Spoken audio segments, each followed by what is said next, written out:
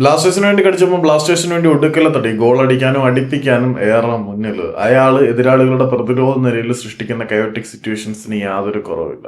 പിന്നീട് ബ്ലാസ്റ്റേഴ്സിലെ ചില ആളുകളുടെ പിന്നിൽ നിന്നുള്ള കുത്ത് കാരണം അദ്ദേഹം ബ്ലാസ്റ്റേഴ്സിന് പുറത്തേക്ക് പോയി ഇന്ത്യൻ സൂപ്പർ ലീഗിലെ മറ്റു ക്ലബ്ബുകൾക്ക് വേണ്ടി കളിക്കാൻ തുടങ്ങിയപ്പോൾ എപ്പോഴൊക്കെ ബ്ലാസ്റ്റേഴ്സിനെ കിട്ടുന്നോ അപ്പോഴൊക്കെ നിലത്ത് നിർത്താതെ ബ്ലാസ്റ്റേഴ്സിനെ പഞ്ഞിക്കിടുന്നതിൽ യാതൊരു മടിയും കാണിച്ചിട്ടില്ലാത്ത കേരള ബ്ലാസ്റ്റേഴ്സ് ഇന്ത്യൻ സൂപ്പർ ലീഗിലേക്ക് അർജന്റീൻ ക്ലബ്ബായ പ്ലേറ്റൻസിൽ നിന്നും കെട്ടിയിറക്കിയ സൂപ്പർ താരം ജോർജ് പെരേര ഡയസ്.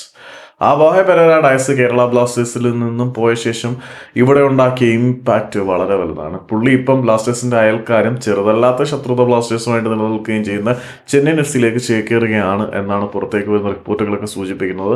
അപ്പം പെരേര ഡയസ് ചെന്നൈയിൻ എഫ്സിയിലേക്ക് ചേക്കേറി കഴിഞ്ഞാൽ നല്ല പെർഫോമൻസ് അവിടെ നിന്ന് കാഴ്ചവെക്കും എന്ന് പ്രതീക്ഷിക്കാം. മിക്ക പരിശീലകരും ISL എക്സ്പീരിയൻസ്ഡ് ഫോറിനേഴ്സിനെ തന്നെയാണ് പ്രിഫർ ചെയ്യുന്നത് എന്നത് എങ്ങനെ എടുക്കണം എന്നെനിക്കറിയത്തില്ല. നിങ്ങളുടെ ഇഷ്ടത്തിന് എടുത്തോളൂ.